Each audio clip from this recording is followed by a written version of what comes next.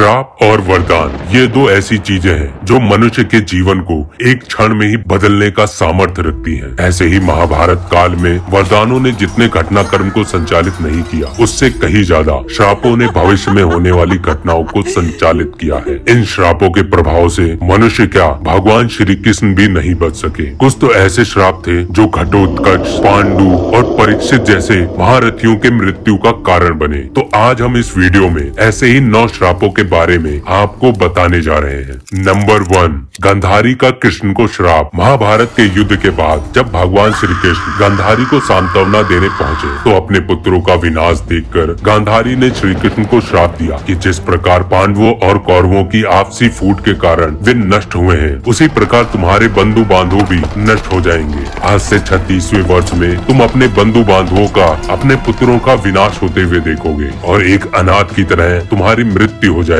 Number 2, Shri Krishna का अश्वत्थामा को श्राप। महाभारत युद्ध के अंत में जब श्री कृष्ण ने छल से अश्वत्थामा के पिता द्रोणाचार्य की हत्या कर दी थी, तब इससे क्रोधित होकर अश्वत्थामा ने भी छल से पांडु पुत्रों का वध कर दिया और पांडवों पर ब्रह्मास्त्र चला दिया। अर्जुन ने भी इस ब्रह्मास्त्र का जवाब अपने ब्रह्मास्त्र से दिया, लेकिन महर्षि व्यास ने दोनों अस्त्र को टकराने से रोककर उन्हें वापस लेने को कहा। अर्जुन ने तो अपने ब्रह्मास्त्र को वापस ले लिया, पर अश्वत्थामा को ये विद्या नहीं आती थी और अपने क्रोध के कारण उसने इस ब्रह्मास्त्र को पांडवों को छोड़ उत्तरा की गर्भ की ओर मोड़ दिया। ये देखकर श्री कृष्ण इतने क्रोधित हुए कि उन्होंने अश्वत्थामा को श्राप दिया कि वो 3000 वर्षों तक पृथ्वी पर भटकता रहेगा और कोई भी मनुष्य उससे बात करना पसंद नहीं करेगा, क्योंकि उसके शरीर से पीप और रक्त की दुर्गंध आती रहेगी और वह दुर्गम वनों में अकेले ही भटकता रहेगा। नंबर 3, द्रौपदी का घटोत्कच को श्राप। मान्यता अनुसार जब घटोत्कच पहली बार अपने पिता भीम के राज में आए तो हिडिंबा की आज्ञा से उसने द्रौपदी को सम्मान नहीं दिया। इससे द्रौपदी को अपमान महसूस हुआ और गुस्से में उसने कहा कि वो युधिष्ठिर की रानी है और एक ब्राह्मण राजा की पुत्री है, उसकी प्रतिष्ठा पांडवों से अधिक है, और उसने घटोत्कच को दुष्ट कहकर श्राप दे दिया कि उसका जीवन छोटा हो जाएगा और वह बिना लड़े ही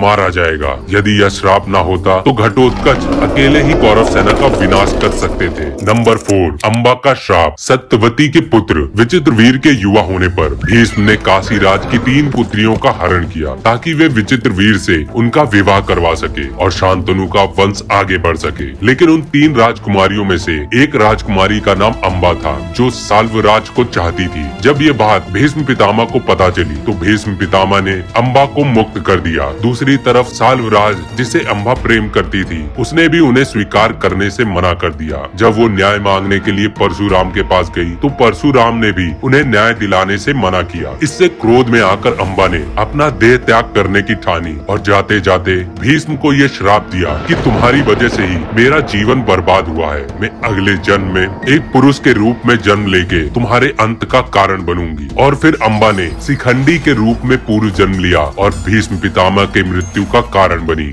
नंबर 5, कर्ण को मिला श्राप। जब द्रोणाचार्य ने कर्ण को ब्रह्मास्त्र विद्या सिखाने से इनकार कर दिया तो वे इसे सीखने के लिए परशुराम जी के पास पहुँचे। परशुराम जी ने ये प्रतिज्ञा ली हुई थी कि वे केवल ब्राह्मण पुत्रों को ही अपना शिष्य स्वीकार करेंगे। इसीलिए कर्ण ने स्वयं को ब्राह्मण का पुत्र बताते हुए उनके शिष्य बने और उनकी सारी विद्याओं को ग्रहण किया। लेकिन बाद में परशुराम को उनके सच का पता चल गया कि वे ब्राह्मण पुत्र नहीं बल्कि एक क्षत्रिय पुत्र है, जिससे क्रोधित होकर परशुराम ने कर्ण को श्राप दिया कि जो भी विद्याएं तुमने छल से मुझसे हासिल की है, जब तुम्हें उन विद्याओं की सबसे अधिक आवश्यकता होगी तो तुम उन सभी विद्याओं को भूल जाओगे। नंबर 6, अर्जुन को मिला श्राप। एक बार अर्जुन को सशरीर इंद्र की सभा में जाने का अवसर प्राप्त हुआ और जब अर्जुन इंद्र की सभा में पहुंचे तो उर्वशी सहित अप्सराओं ने उनका स्वागत किया। अर्जुन के सौंदर्य से मोहित होकर उर्वशी ने उनसे प्रणय निवेदन किया, लेकिन अर्जुन ने अपनी इंद्रिया संयम का परिचय देते हुए इसे ठुकरा दिया। इससे क्रोधित होकर उर्वशी ने उन्हें 1 वर्ष नपुंसक हो जाने का श्राप दिया, जिसे अर्जुन ने संयम पूर्वक स्वीकार किया। इंद्र ने अर्जुन को सराहना देते हुए यह आश्वासन दिया कि ये श्राप तुम्हारे बुरे वक्त के दौरान एक वरदान के रूप में सिद्ध होगा।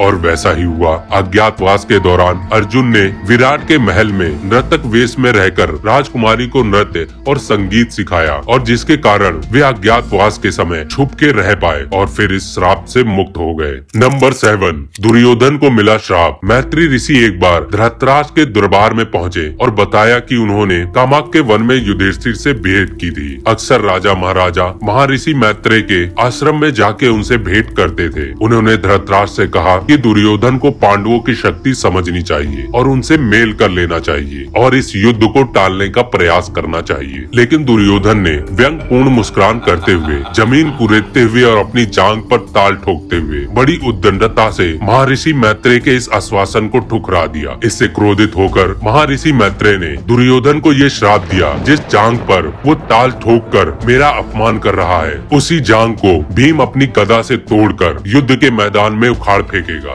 नंबर 8, श्रृंगी ऋषि का परीक्षित को श्राप। पांडवों के स्वर्गारोहण के बाद अभिमन्यु के पुत्र परीक्षित राजा बने और उनके राज्य में पूरी प्रजा सुखी थी। एक दिन शिकार खेलते वक्त वे श्रमिक ऋषि के आश्रम पहुँचे। ऋषि ध्यान में मग्न थे, जिस कारण वो परीक्षित पर ध्यान नहीं दे सके, जिससे क्रोधित होकर परीक्षित ने उनके गले में एक मरा हुआ सांप डाल दिया, जिसे उन्होंने अपने शिकार के समय मारा था। और जब ये सारा कृत्य श्रमिक ऋषि के पुत्र श्रृंगी ने देखा तो इससे क्रोधित होकर उन्होंने परीक्षित को श्राप दिया कि आज से 7 दिन के बाद तक्षक नाग तुम्हें डस लेगा और जिससे तुम्हारी मृत्यु हो जाएगी। नंबर 9, पांडु को मिला श्राप। भीष्म की प्रतिज्ञा के बाद पांडु हस्तिनापुर के शासक बने। एक दिन शिकार के दौरान उनका तीर गलती से एक ऋषि को जा लगा जो जंगल में ध्यान में मग्न थे, और जिससे उनकी मृत्यु हो गई। मृत्यु से पहले अपने अंतिम क्षणों में उस ऋषि ने पांडु को ये श्राप दिया, जब भी तुम अपनी पत्नी के साथ सहवास करोगे तुम्हारी मृत्यु हो जाएगी। संतानहीन पांडु ने अपनी पत्नी कुंती और माद्री से ये निवेदन किया कि वो संतान के लिए देवताओं का आह्वान करे और उनसे वरदान प्राप्त करे। कुंती और माद्री ने ऐसा ही किया, देवताओं का आह्वान किया और उनसे संतान प्राप्ति की। कुंती से उन्हें युधिष्ठिर, भीम, अर्जुन और माद्री से